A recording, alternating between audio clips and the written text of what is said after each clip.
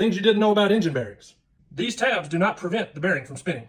The only purpose for this tab is to ensure that when the bearing is installed, it remains in the center of the cap this way, and the parting line of the bearing stays near the parting line of the rod. Now it does have a little wiggle room, but not a lot. The rod and main bearings are held in place by the crush on the bearing. These are 12-valve rod bearings. These are 6/7 power stroke rod bearings. That's a piece of bacon. Notice anything interesting about these rod bearings? Let me demonstrate how much crush you get on this 12-valve rod bearing. So these rod bolts are greater than finger type. They're screwdriver type. And 0 our bore gauge. All right, we're good. We're going to torque these rod bolts at 33 foot-pounds plus 90 degrees. I think we're good. Let's see how much torque in the bolts has shrunken the ID of this bearing. About 5 thou.